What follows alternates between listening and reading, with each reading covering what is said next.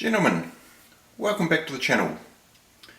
So today on Project Squirrel we are going to find top dead center, or TDC, on number 1 piston, and from there we are going to set up the cam timing and refit the cam chain and set that side up. So to find TDC on number 1 piston we are going to measure number 3 piston.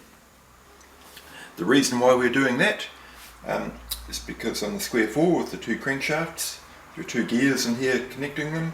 There may be a little bit of slop between the 2 gears, so we need to find number 3 accurately. If we measure that, number 1 is going to be where we need it to be for the purposes of what we're doing today. So what do we need? We need a degree wheel, which we will sit on the rear crank. We need a netty little piece of wire, and we need a DTI. I've made a little extension to it, not so necessary for the piston, but I do need it for getting down into the cam follower to measure the cam lift. I've also whipped up a little Project Binky style bracket to mount my DTI to. Could have been a little bit lower, but it was hot and I couldn't be arsed hacksawing off the legs off this little bit of scrap steel, so also I need an extension on my DTI. Okay, let's crack on. So we fit the degree wheel, it can go pretty much anywhere. So once we set it up, it'll tell us where top dead centre is, bottom dead centre, and degree of rotation between the two.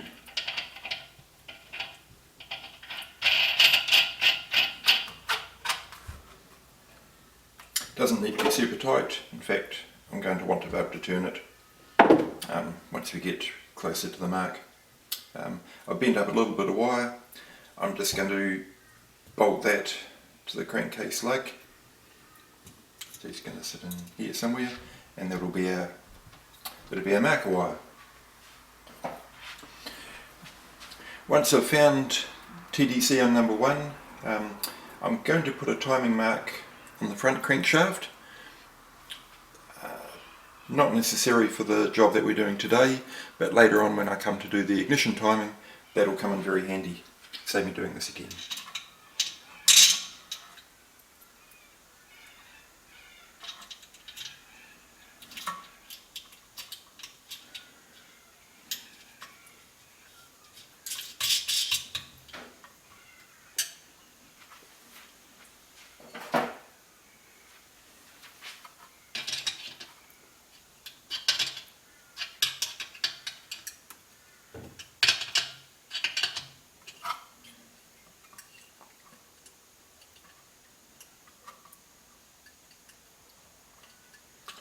Right, we have our timing pointer. The degree wheel is now mounted to the rear crank, so we need to put our DTI on, and what we're going to do is measure the piston. The piston will come up, it's got to stop at a point, turn around and go back down. There's a little bit of overlay between the point that it stops, the crank will keep rotating, and the point that it starts going down again. So with the DTI we can measure. We know when it stops going up, we know when it starts going down. We can take that reading off the degree wheel, we can halve that, and that will be TDC. In reality it's probably not very much, but let's put it on and we'll see what it looks like.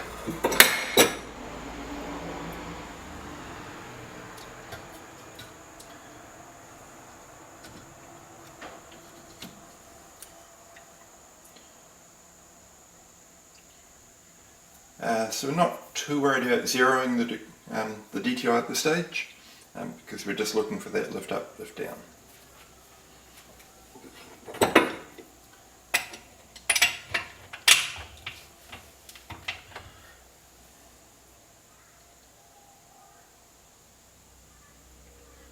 And there it is there. Kind of difficult to try and capture this on camera. And turn the crank.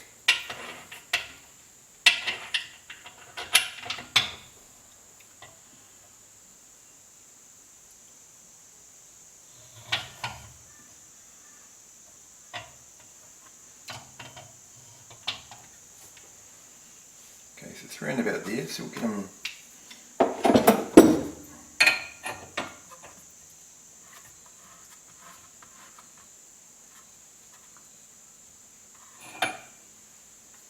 So get them somewhere close to begin with.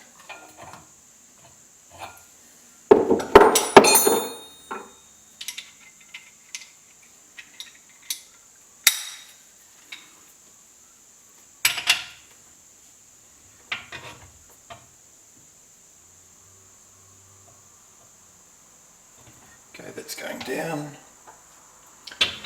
So we might zero that there.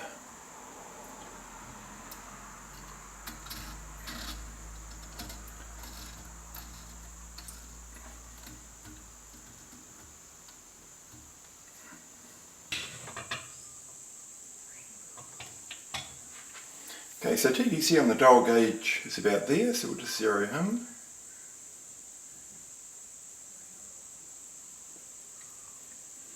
It's actually looking pretty close.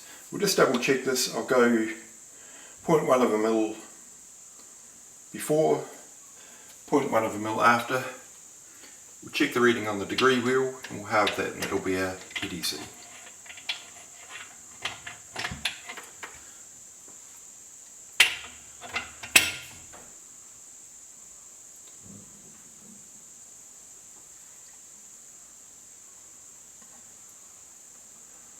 So that's about 4 degrees.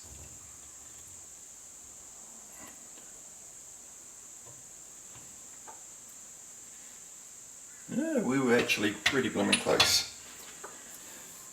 So 0.1 of a mil is about 4 degrees either way. So I think we're actually pretty bang on.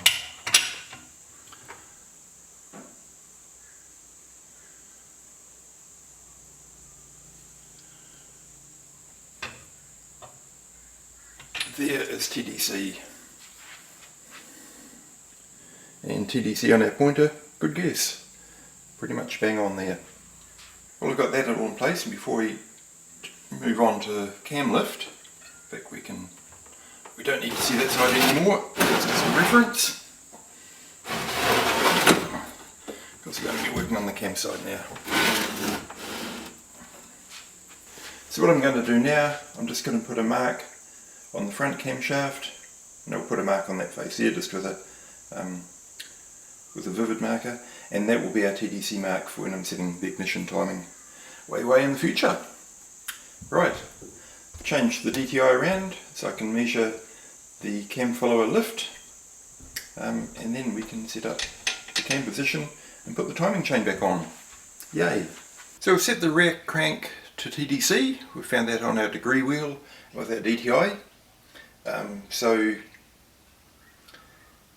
I've come around now and I've just scribed a line on the front crank at TDC. The purpose of this will be later on when I'm setting up ignition timing.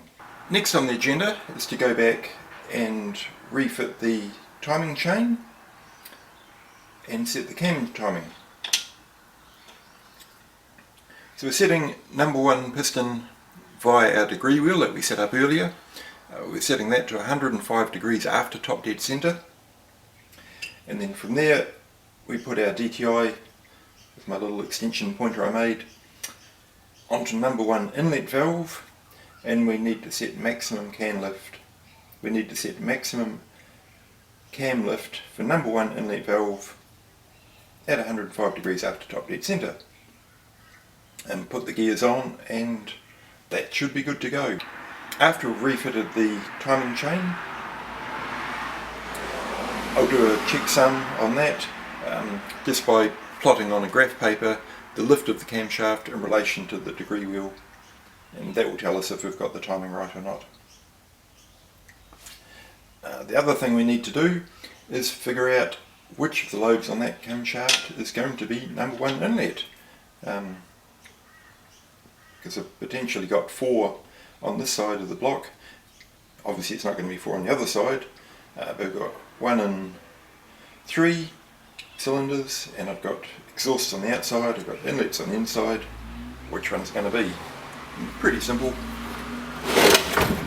away for a moment.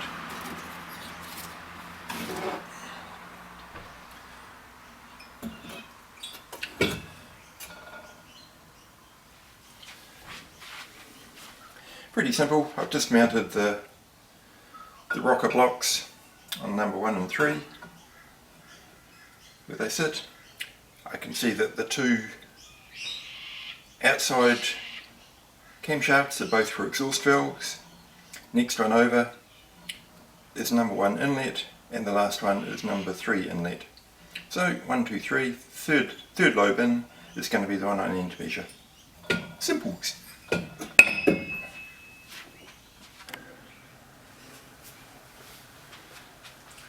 Okay, so I'm going to turn the rear crank in the direction of rotation, which means I'll turn it via the front crank, which will be counterclockwise to rotation. And we're looking for 105 degrees. 35, 40, 50, 60, 70, 80, 90, it's going to be 100, 105 right there. Okay, so we've got 105 degrees after top dead centre. We're now going to turn the block around. That's not going to move.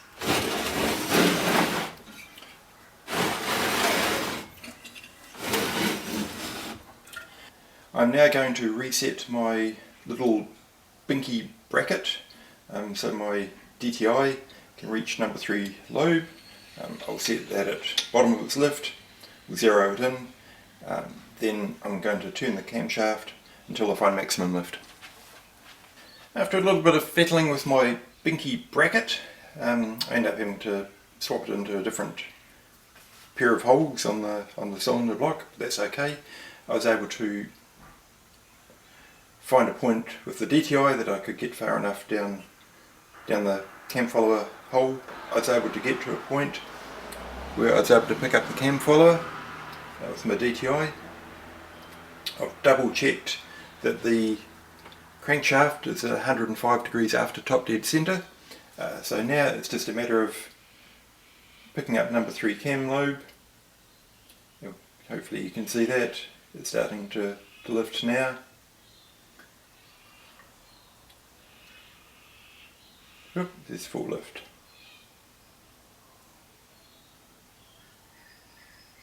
So right there is full lift, number 3 lobe on the cam, which is number 1 cylinder inlet valve. So that's at maximum lift. That's 105 degrees after top dead centre. I'm going to put a little, again just a Sharpie mark, just as a reference point for where the woodruff keys are on the camshaft and the rear crankshaft, and we'll put the timing chain back on. After I've done that, I'll recheck the full movement of the cam just to make sure we've got everything right. Kind of feels like I've been here before. Another big day in the workshop, and like most jobs in this machine, it's taken way longer than I thought it would, but I'm very happy with the job and I'm quite happy that I've done a good job with it. So we've set the cam timing with the dial gauge, as you saw before. There were some marks on the gears previously which I had been following. Just didn't quite work out right, and it's quite possible the thing was a tooth out in the cam timing previously, so I mucked around tried changing the vernier timing on the crankshaft gear. That couldn't quite get me right. Ended up having to change one whole tooth on the camshaft, which equates to about 27 degrees of crankshaft movement, so it's quite significant. But anyway, it dialed up perfectly. As a bit of a safety check, and I hope you can see that on the camera, I've mapped out the whole cam profile with the DTI and the degree wheel, so everything looks pretty much as I'd expect to see it. So I'm confident that that is right now. Put my Morgo oil pump back on. Yay, seems like deja vu. Connected the breather pipe, the oil feed pipe, and of course the chain and the tensioner. I got my TDC mark for later on when I'm doing the ignition timing. And there's only really one more job left I can do on this today. I wonder what that will be. Ah yes, I remember now. It's been a long time since that guy's been on there. It's looking like that. So thank you very much for tuning in today. Thank you very, very much for those of you who have liked and even more that have subscribed. It does mean a lot to me. It's helped keep me motivated through this very long and arduous journey. But when I started to see it looking like that, it's giving me motivation to keep going. It's starting to look the business now. So until next time, safe riding, and we'll see you in the next video.